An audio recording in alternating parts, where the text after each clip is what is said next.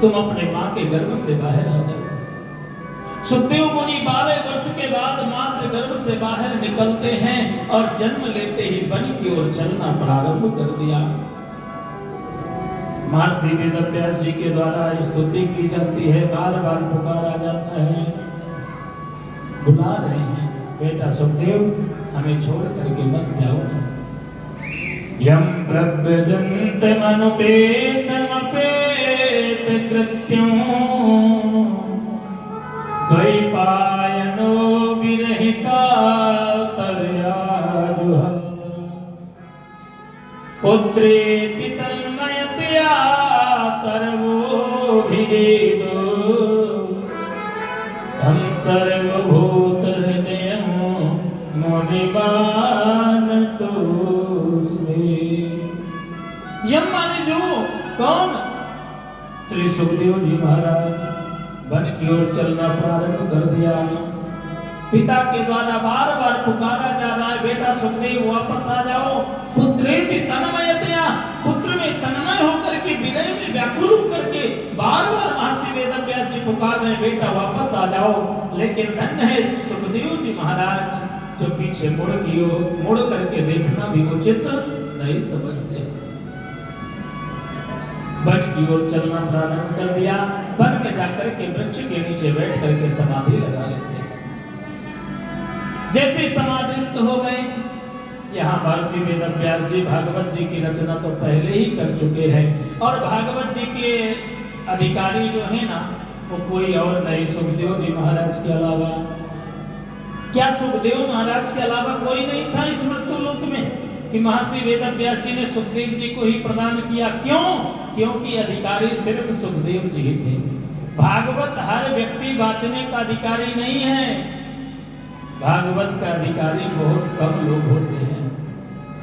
जो धर्मनिष्ठ हो, त्रिकाल संध्या करता हो, अपने धर्म का पालन करते हुए ब्राह्मण कुल में जिसका जन्म हुआ हो, वही ब्राह्मण ही गद्दी में बैठ करके वही गुरु बन सकता है। ये नहीं कि जिसका मन करे वही गद्दी में बैठ के कथा सुनाने लग जाए, तो आगे क्या होगा? सूत जी महाराज कितने विद्वान थे, लेकिन विश्राम वाले दिन कथा सुनेंगे बलराम जी, उनको हल और मूसल से काट के मार दिए थे। क्यों? क्योंकि वो दासी पुत्र थे, शूद्र कुल में जन्म हुआ था, वो भागवत सुनाने के अधिकारी नहीं थे। तो ध्यान देना, भागवत सुनाने का अधिकारी सिर्फ ब्राह्मण ही है। यहाँ सुखदेव मुनि को अधिकारी समझा और सुखदेव जी महाराज की समाधि लगी हुई है। सुंदर श्लोक रटाया महर्षि वेदव्यास जी ने अपने शिष्यों को, और इस श्लोक में भगवान की सुंदरता का वर्णन किया गया है। बरहापीनम नटवर बपो कर्णियो कर्णिकारं विप्रदवासः कनक कपिसा वैजयन्ती चमाला रंध्रान वेणुर्यधर सुधयो पूर्णयङ्गोपवृन्दये वृन्दारण्यं स्वपदरमणं भाविसतगीतकीर्ति। बरहापीणम, बरहा कहते हैं मोर पंख को। भगवान कृष्ण ने मोर पंख को धारण किया, भगवान राम ने भी मोर पंख को धारण किया, क्योंकि मोर जो है भगवान कृष्ण को बड़ा प्रिय है। मोर भगवान कृष्ण का स्वरूप माना गया। नटवर बपू, भगवान का शरीर कैसा है? 3 जगह से टेढ़ा है। हम लोग बिहारी जी दर्शन करने के लिए जाते हैं, बिहारी जी कैसे हैं? 3 जगह से टेढ़े हैं। रूप कैसा है? काला कुरूप है, काले हैं, 3 जगह से टेढ़े हैं। लेकिन टेढ़े हैं तो क्या हुआ, दिल वाले तो है ना। जो एक बार बिहारी जी के दर्शन कर लेते हैं ना, वो पागल की तरह बार बार भागते हैं दर्शन करने के लिए। 3 जगह से टेढ़े। नट का जो खेल दिखाते हैं ना, वो टेढ़ी मेढ़ी आकृति से खेल दिखाते हैं, अपने शरीर को कई जगह से मोड़ देते हैं। कर्णिकारम भगवान के कान 2 हैं, लेकिन कर्णिकारम कनेर का पुष्प एक है। भगवान कभी इस कान में कनेर का पुष्प लगाते हैं, कभी इस कान में। कनेर का पुष्प भगवान कृष्ण को बड़ा प्रिय है। जैसे भोलेनाथ को मंदार का पुष्प प्रिय है, ऐसे भगवान कृष्ण को कनेर का पुष्प प्रिय होता है। विप्रदवासन भगवान के वस्त्र जो होते हैं ना, बड़े सुंदर होते हैं। कनक कपिसम, कानों में सोने के कुंडल धारण किए हुए हैं, वैजंती माला को धारण किए हुए हैं। अधर सुदेव, नीचे की ओठ पर बंसी शोभायमान हो रही है। अधर माने नीचे, नीचे की ओर पे। पूर्ण गोप वृंदई, पूर्ण गोप वृंदों के समूह में रहने वाले भगवान कृष्ण जो हैं वो पूर्ण ब्रह्म है, वृंदावन में विचरण करने वाले। ऐसे भगवान कृष्ण के चरणों में वंदन करते हैं। बोलिए बाल कृष्ण लाल की जय। समाधि तो खोले, कुछ समय के बाद पुनः लग गई। आज दूसरा श्लोक रटाया जाता है और दूसरे श्लोक में भगवान की करुणा गाई गई है। अहो बकीयं स्तनकाल कूटं जिघासया पाययताप साध्वी लेभे गतिं धातृचितां ततोट्यां तं वा दयालुं शरणं व्रजेवा। ये दलिद्रासन भूमि, बांध के हाथ बैठते हैं तो लक्ष्मी जी कहती स्वयं बंधे पड़े हैं तो हम कहाँ जाएंगे। अहो बकीयं स्तनकालकूटं,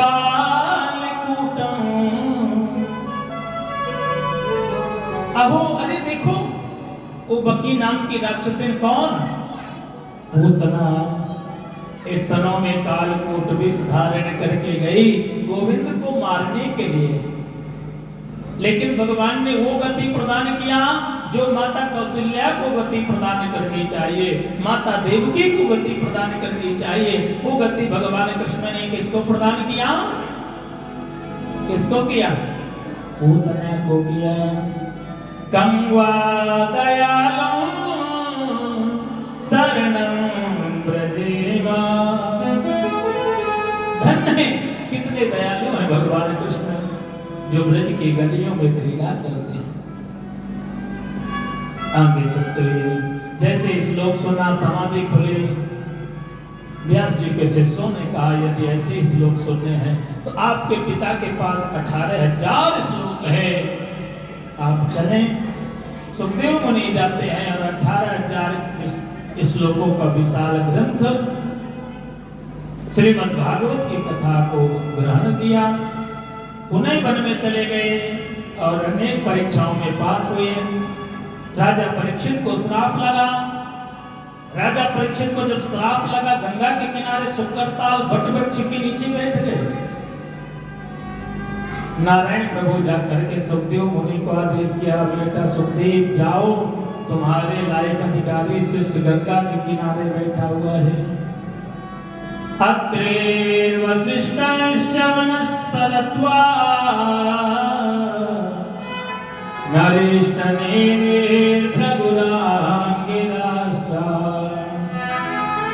पारासरोगाधिसुतोत्थरामा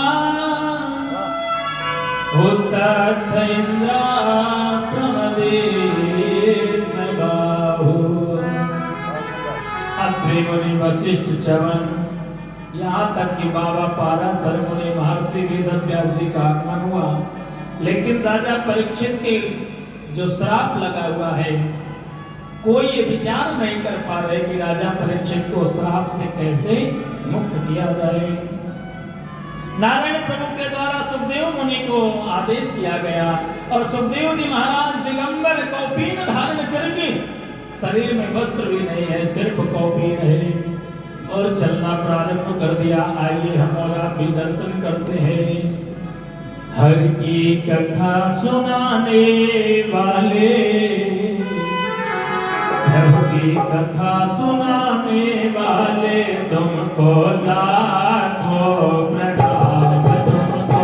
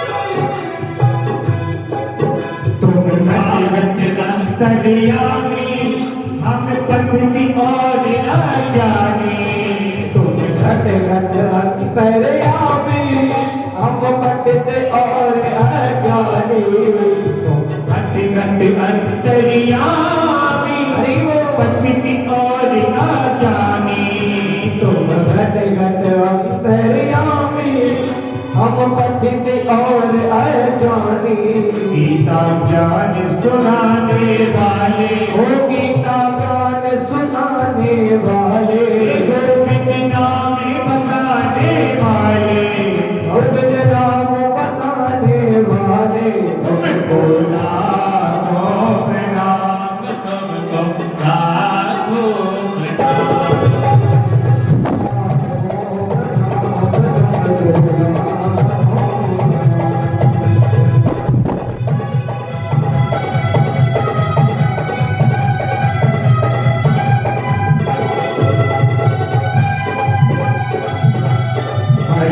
कथा सुनाने वाले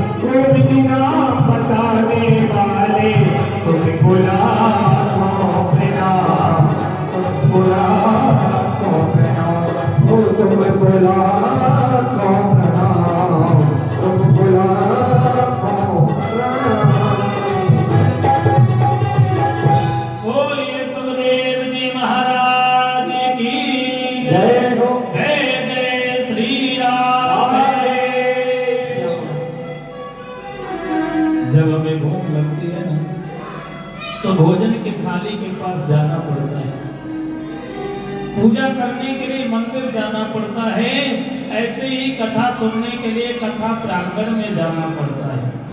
अब कुछ माताएं बेचारी पार्क में बैठी हैं, ताली भी बजा रही हैं, हाथ भी उठा रही हैं, लेकिन जब तक कथा प्रांगण में आकर के नहीं सुनेंगी तो पूर्ण फल कैसे मिलेगा? प्रेम से बोलिए, जोर लगा के। जब हम मंदिर में जाते हैं ना, जब भी पूजन का मतलब होता है, मंदिर में जाए। आगे चलते हुए सुखदेव मुनि का आगमन हुआ और सुखदेव जी महाराज का जैसे ही आगमन होता है, सभी देवता ऋषि मुनि खड़े होकर के और वंदन करते हैं। राजा परीक्षित पूजन की थाली लेकर के आए, सुंदर पूजन किया, चौकी पर विराजमान हो गए और राजा परीक्षित ने सुंदर जैसे ही पूजन किया, सुखदेव मुनि ने कहा, राजा परीक्षित आप चिंता न करें, आप मेरे से प्रश्न करें। राजा परीक्षित ने एक ही प्रश्न किया कि म्रियमाण व्यक्ति को क्या करना चाहिए? जिसको 7 दिन के अंदर मरने का श्राप लगा हो, उसे क्या करना चाहिए? राजा परीक्षित यदि कहते कि मुझे 7 दिन के अंदर मरने का श्राप लगा हुआ है, आप मेरे श्राप को नष्ट करें, दूर करें। सुखदेव मुनि सामर्थ्यवान थे, लेकिन राजा परीक्षित ने ये नहीं कहा। राजा परीक्षित ने कहा, म्रियमाण व्यक्ति को क्या करना चाहिए? बलियानेस्ते प्रश्नः कृतो लोकहितं नृपा आत्मविद सम्मतां पुंसा श्रोतव्या दिशया परा। अरे राजन, तुमने अपने लिए प्रश्न नहीं किया, संसार हित के लिए प्रश्न किया है। मैं जरूर बताऊंगा, लेकिन कथा सुनने से पहले कथा का नियम है, ध्यान से सुनना। क्या नियम है? जितासनो जित श्वासो जित संगो जितेन्द्रियः स्थूले भगवतो रूपे मनः संधारये धिया। आसन जीतो, आसन लगा करके बैठना चाहिए, पालथी मार करके। यदि शरीर सही है, यदि शरीर में कष्ट है तो आप कुर्सी में बैठ करके सुनो, कुर्सी में नहीं बैठा जाता है तो लेट करके सुनो, लेकिन कथा जरूर सुनो। जितासनो पहला नियम है आसन, और दूसरा नियम है श्वास पर विजय प्राप्त करो, श्वास रोकने की क्षमता रखो। ये नहीं कि हम 1 घंटे बैठे श्वास चलने लगे जैसे जनरेटर चल रहा हो। यम नियम प्राणायाम प्रत्याहार करोगे, घर में 2 घंटे 3 घंटे बैठ के पूजन करोगे, जब भी तो बैठने की आदत होगी। तीसरा नियम संग जीतो। यदि अच्छे व्यक्ति का संग करोगे तो जीवन में अच्छाइयां आएंगी, बुरे व्यक्ति का संग करोगे तो जीवन में बुराइयां आएंगी। और चौथा नियम है जितेंद्रिय बनो। 5 ज्ञानेंद्रियां हैं, 5 कर्मेंद्रियां हैं, 11वां है मन। इन 11 इंद्रियों को संयम में रखो। यदि आपकी इंद्रिय संयम में है तो समझो आपका सब कार्य सफल है। यदि इंद्रिय संयम में नहीं है तो आपका कार्य पूर्ण नहीं होगा, असफल हो जाएगा। और स्थूले भगवतो रूपे मना संधारये दिया। 5वां नियम बताया गया है कि सूक्ष्म रूप में भगवान की झांकी को अपने हृदय में विराजमान कर लो, आपका कल्याण हो जाएगा। नियम बताने के बाद यहाँ श्री सुखदेव मुनि कहते, राजा परीक्षित सबसे पहले तुम्हें कौन सी कथा सुनने की इच्छा है? राजा परीक्षित ने सृष्टि विस्तार की कथा सुनने की इच्छा प्रकट किया। सुखदेव मुनि कहते, राजन, इस मृत्यु लोक में पहले जल ही जल था, जल के अलावा कुछ भी नहीं था। एक बार नारायण प्रभु जल में आयन करने लगे, निवास करने लगे, शयन करने लगे, नाम पड़ा नारायण। नार माने जल, अयन माने निवास करना। क्या नाम पड़ा? नारायण। बोलिए नारायण भगवान की जय। कुछ समय के बाद विराट रूप धारण कर लिया और विराट रूप धारण करने के बाद नेत्रों से दिशाओं की उत्पत्ति, रोम से वृक्ष की उत्पत्ति, नाड़ी से नदियों की उत्पत्ति, हड्डी से पर्वतों की उत्पत्ति, इस प्रकार से उत्पत्ति करना प्रारंभ कर दिया, सृष्टि का विस्तार करने लगे। आगे चलते हुए नारायण प्रभु विराट रूप को त्याग करके चतुर्भुज रूप धारण करते हैं और चार भुजा धारण करके इनके नाभि से कमल की उत्पत्ति हुई और कमल के द्वारा ब्रह्मा जी की उत्पत्ति हुई। जैसे ब्रह्मा जी की उत्पत्ति हुई, ब्रह्मा जी चारों तरफ देखने लगे, घूम घूम करके चार मुख हो गए, चतुर्मुखी ब्रह्मा हो गए। आकाशवाणी हुई, ब्रह्मा यदि जानना चाहते हो कि हमारा जन्म कैसे हुआ तो तप करो, जब तक तप नहीं करोगे आपको पता नहीं चलेगा। अब ब्रह्मा जी तपस्या करने लग गए और तपस्या करते करते कई हजार वर्ष बीत गए। आकाशवाणी हुई, अरे ब्रह्मा व्यंजन वर्णाः षोडश विंश शब्दाः, 16वां शब्द है ता और 20वां शब्द है पा, तपस्या करो। तपस्या करने के बाद पता चला कि नारायण के नाभि से कमल और कमल के द्वारा मेरी उत्पत्ति हुई है। प्रेम से बोलिए। आगे चलते हुए सृष्टि विस्तार के लिए आदेश किया गया। ब्रह्मा जी के द्वारा सृष्टि उत्पत्ति की जाती है। सबसे पहले सनक, सनंदन, सनातन, सनत कुमार चार पुत्रों को उत्पन्न किया गया। ब्रह्मा जी ने आदेश किया, जाओ और जाकर के वन में तपस्या करना, भगवान विष्णु को प्राप्त करके वापस आना। लेकिन ये चारों गए, सोचे क्यों न विष्णु लोक जाके दर्शन करें। जैसे जाने लगे, जय विजय के द्वारा रोक दिया गया। जय विजय को इन्होंने श्राप दे दिया, जाओ 3 जन्म तक तुम्हें राक्षस बनना पड़ेगा। प्रार्थना करने लगे, जय विजय को इन्होंने श्राप तो दिया लेकिन वरदान दिया कि 3 जन्म में भगवान अवतार लेंगे और तुम्हारा कल्याण करेंगे। आगे चलते हुए छाया के द्वारा कर्दम होने की उत्पत्ति हुई, रुद्र भगवान की उत्पत्ति हुई। रुद्रायति रुद्रः, जो जन्म लेते ही रुदन प्रारंभ कर दिया वही तो रुद्र है। ब्रह्मा जी ने कहा सृष्टि विस्तार करो। रुद्र भगवान अपने भूत प्रेत गणों को उत्पन्न करने लग गए। एक दिन भूख लगी, ब्रह्मा जी को खाने के लिए दौड़े। ब्रह्मा जी ने कहा भैया रुद्र अपनी सृष्टि को बंद कर दो, बंद कर दिया। आगे चलते हुए मरीचे रत्रियं गिरसा पुलस्ता पुलः क्रतो भृगुर्वसिष्ठ दक्षस्या भस्मस्तत्र नारदा। मरीचि, अत्रि, अंगिरा, पुलस्त, पुला, क्रतो, भृगु, वशिष्ठ और नारद जी की उत्पत्ति हुई। आगे चलते हुए एक दिन यही जय विजय कश्यप ऋषि की 13 पत्नियां हुई, दिति, अदिति, दनुजा, काष्ठा, पराष्ठा आदि। दिति के गर्भ से दैत्यों की उत्पत्ति होती है और अदिति के गर्भ से देवताओं की उत्पत्ति। माता दिति गर्भ धारण की, सायंकालीन का समय था, हट ठान दी गर्भ धारण करने के लिए। कश्यप मुनि ने कहा देवी तुमने गर्भ तो धारण किया है लेकिन तुम्हारे गर्भ से जो बालक जन्म लेगा वो बड़ा दुष्ट होगा, पापी होगा। आज माता अदिति के गर्भ से 2 बालकों का जन्म हुआ, हिरण्याक्ष और हिरण्यकश्यप। ये वही जय और विजय है। श्राप मिला हुआ है, राक्षस कुल में जन्म ले लेगा। कश्यप मुनि ने कहा देवी चिंता मत करो, इनके उद्धार करने के लिए भगवान को अवतार लेना पड़ेगा। आज हिरण्याक्ष जो है पृथ्वी की चटाई बना करके समुद्र में डाल दिया। यहां एक दिन ब्रह्मा जी बैठे हुए थे और ब्रह्मा जी बैठे हुए हैं, सामने से योग माया निकल रही थी। ब्रह्मा जी उस योग माया को पकड़ने के लिए जैसे ही आगे बढ़े, नारायण प्रभु प्रकट होकर के सुदर्शन चक्र के द्वारा ब्रह्मा जी के शरीर के 2 टुकड़े कर दिए। एक भाग से शत्रुपा, दूसरे भाग से मनु महाराज की उत्पत्ति हुई। ब्रह्मा जी ने कहा सृष्टि का विस्तार करो।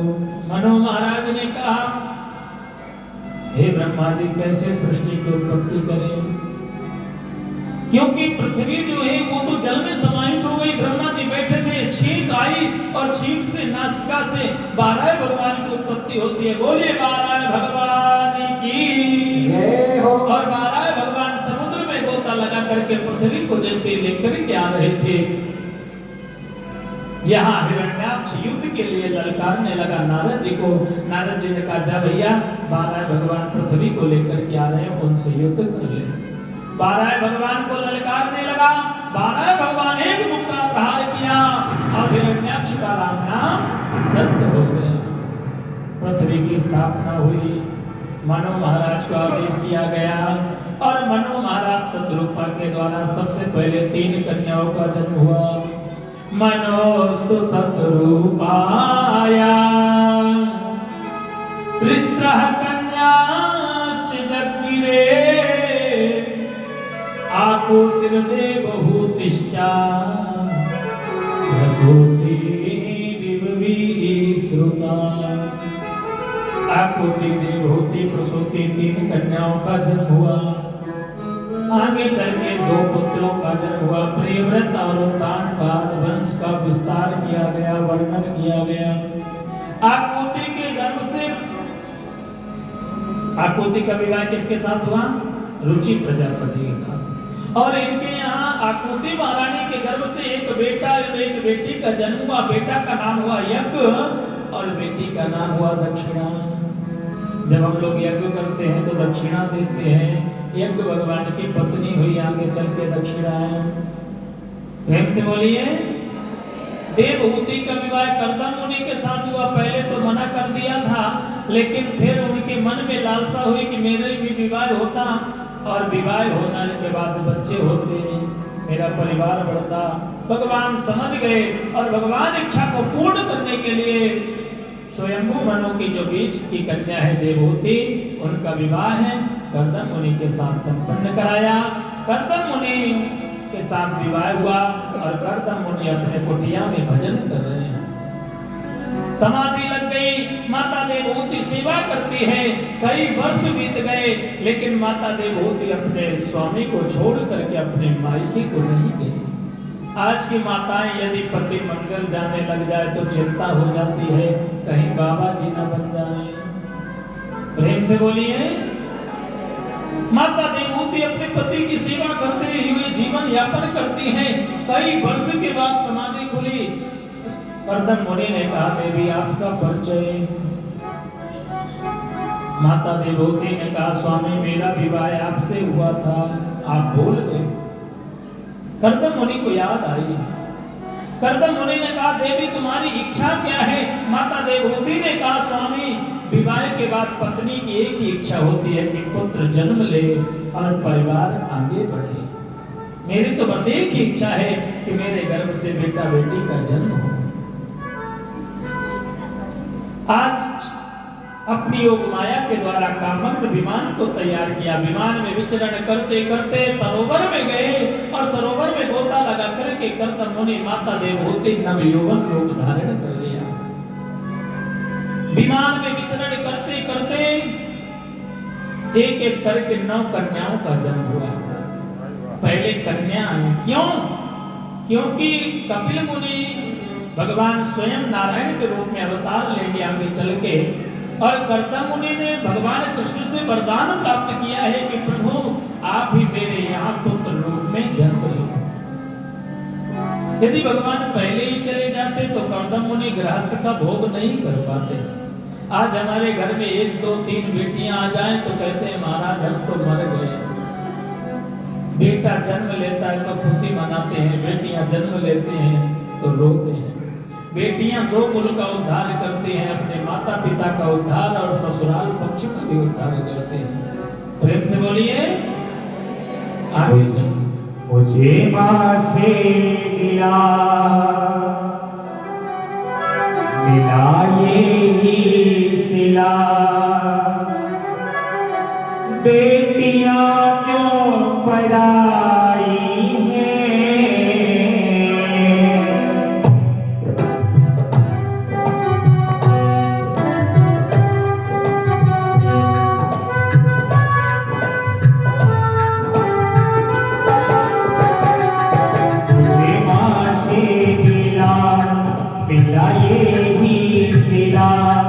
बेटियां क्यों पराई हैं, मुझे माँ से मिला।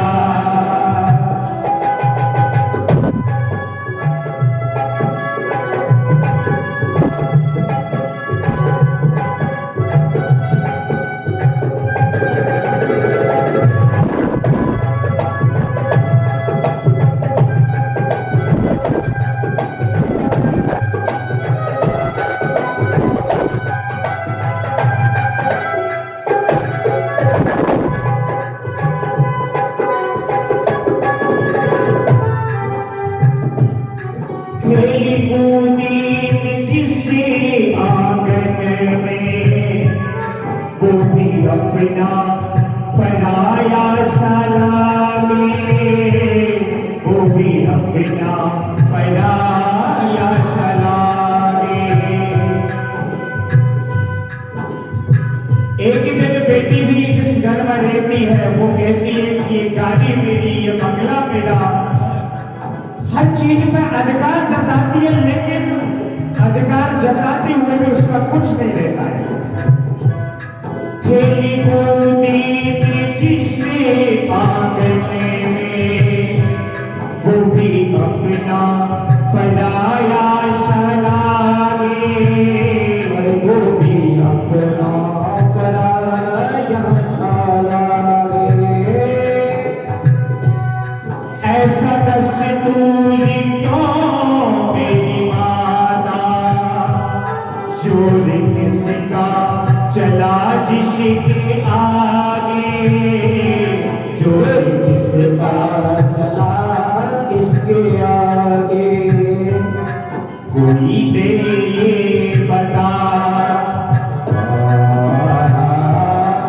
कोई दे ये बता, मुझे माँ से मिला, कोई दे ये बता, मुझे माँ से मिला। बेटियां क्यों पराई हैं,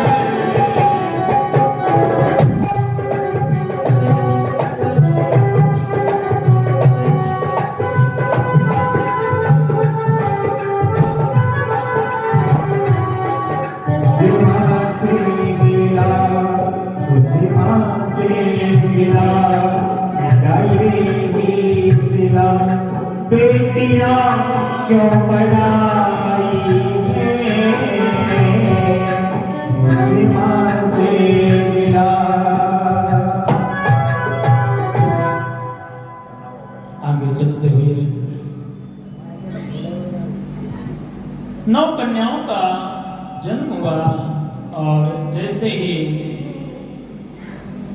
कर्दम मुनि चलने को तैयार हुए, माता देवहूति ने कहा, स्वामी अभी हमारे यहाँ भगवान स्वयं पुत्र रूप में जन्म लेने वाले। कर्दम मुनि को बात याद में आई कि भगवान ने मुझे वरदान दिया है कि मैं स्वयं बालक बनकर के तुम्हारे घर में जन्म लूंगा। कुछ समय के बाद 9 ऋषियों का आगमन हुआ और 9 ऋषियों के साथ 9 कन्याओं का विवाह संपन्न किया। विमान में पुनः विचरण करते हैं और विमान में विचरण करने से माता देवहूति गर्भ धारण की। कपिल देव भगवान का अवतार हुआ। बोले कपिल देव भगवान की जय हो। कर्दम मुनि प्रणाम करके पूजन करके वहां से चले गए वन की ओर। माता देवहूति कपिल मुनि को सुंदर आसन दिया, शांति योग कर्म योग के बारे में श्रवण करते हैं। कपिल देव भगवान माता देवहूति को नवधा भक्ति के बारे में वर्णन करके बतलाए। नवधा भक्ति के बारे में वर्णन करते हैं। श्रवणम कीर्तनम विष्णु स्मरणम पाद सेवनम अर्चनम वंदनम दास्यम आत्मशौक निवेदनम। श्रवणम पहली भक्ति है, दूसरी है कीर्तनम। इसका कीर्तन भगवान विष्णु का। स्मरण करो, कथा सुन के भगवान की सेवा करो, चरण दबाओ, पाद सेवनम, पैरों की सेवा करो, भाव लाओ ना। अर्चना करो, पूजन करो, वंदन करो परमात्मा से और यही मांगो, हे प्रभु निरंतर हमारा मन आपके चरणों में लगा रहे। दास्यम, दास भाव लाओ। आत्मशौक निवेदनम, इस प्रकार से नवदा भक्ति का वर्णन किया जाता है। और जो नवदा भक्ति को प्राप्त कर लेता है, यहाँ मन के बारे में वर्णन करके बतलाया कपिल देव भगवान ने, माँ ये मन बकरे की तरह है, जितनी मन की पूर्ति करोगे वो लालसाएं बढ़ती जाएगी। आज हमारे पास बैंक में 5 लाख रुपए हैं, हम सोचते हैं जोड़ते रहे इसे 10 लाख कर लिए, 10 लाख के बाद सोचेंगे 15 लाख 20 लाख करोड़ रुपए हो जाएं, लेकिन लालसाएं पूर्ण नहीं होती, जोड़ते जोड़ते जीवन समाप्त हो जाता है, कुछ भी साथ में लेकर के हम नहीं जाते। आगे चलते हुए श्री सुखदेव मुनि कहते हैं, राजा परीक्षित, कपिल देव भगवान मन की गति को बतलाया। ये मन एक बकरे की तरह है। एक राजा के पास बकरा था, राजा ने कहा इस बकरे को जो झिका करके पेट भर करके लाएगा उसे मैं आधा राज्य दे दूंगा। लेकर के लोग जाते हैं, बकरे को खिला के लाते हैं, शाम को पुनः परीक्षा ली जाती है और वो बकरा पत्तियों को खाना प्रारंभ कर दिया। एक दिन एक सत्संगी ले गए जहां हरी हरी पत्तियां थी, बकरे को बांध दिया। जैसे वो बकरा पत्ती खाने के लिए मुंह बढ़ाता है, सत्संगी के हाथ में डंडा है, जैसे ही पत्ती खाने के लिए मुंह को लगाया, सत्संगी एक डंडा उसके मुंह में प्रहार कर देते हैं, मारते हैं। सुबह से शाम हो गई, बकरा सोचने लगा यदि पत्ती खाऊंगा तो मुझे डंडा खाना पड़ेगा। अब वो पत्ती की तरफ देखना भी उचित नहीं समझा। शाम का समय हुआ, जैसे सत्संगी के पास सत्संगी ने उस बकरे को लेकर के आए राजा के पास, राजा के द्वारा हरी हरी पत्तियां डाली गई। वो बकरा सोचने लगा यदि हरी पत्ती ग्रहण करूंगा तो मुझे डंडा खाना पड़ेगा। वो पत्तियों की तरफ देखना भी उचित नहीं समझा। प्रेम से बोलिए। ऐसे ही हमारा मन है, जितनी इसकी पूर्ति करोगे कभी पूर्ति नहीं होगी। और तीसरी कन्या का विवाह हुआ प्रजापति दक्ष के साथ और सुक्ति माला जी का। इनके यहाँ अनेक बेटा बेटियों का जन्म हुआ, लेकिन एक कन्या का जन्म हुआ जिसका नाम हुआ सती, और ये बड़ी शील स्वभाव की गुणवान है। ये कथा आज ही हो जानी चाहिए, लेकिन आप लोग चल करके आती हैं 5 बजे 6 बजे, फिर सोचते हैं महाराज जी कथा समय में विश्राम दें। कथा की एक मर्यादा बनाई गई है विद्वानों के द्वारा, जो क्रम बना हुआ है वो पूरा होना चाहिए। ये नहीं कि हम नाच गाने में समय समाप्त कर दें, 10-15 मिनट कथा सुन लें और कह दें भैया हम तो भागवत कराए, हमारी भागवत पूरी हो गई। भागवत पूरी नहीं हुई, ध्यान देना। जो क्रम बना हुआ है उस क्रम को पूर्ण किया जाता है। सती चरित्र की कथा आप कल विस्तार से श्रवण करेंगे, लेकिन आप विलंब न करें। जो कथा का समय है वो 2 बजे से है, तो आप 2 बजे आकर के विराजमान हो जाएं। 4 घंटे में भागवत की कथा सोचो पूरी हो जाए तो नहीं होती है, तो आप 4 घंटे तो कम से कम समय दो ताकि अधिक से अधिक कथा का लाभ ले। यदि ध्यान से कथा श्रवण की जाए ना तो आनंद ही आपको अलग आएगा। फिर वो नाच गाने वाली कथा को भूल जाओगे, ध्यान से सुनोगे तो हमारी आदत बन गई नाचने गाने की और टाइम पास करने की, तो ऐसे में आनंद थोड़ी आता है। लोग बाग नचाते गवाते हैं, हो गई कथा, लाओ पैसा है। तो ऐसी कथा नहीं, कथा सुनोगे जब ये जीवन में कल्याण होगा। कथा का जो समय है दोपहर 2 बजे से सायं 6 बजे तक है, तो आप लोग समय का ध्यान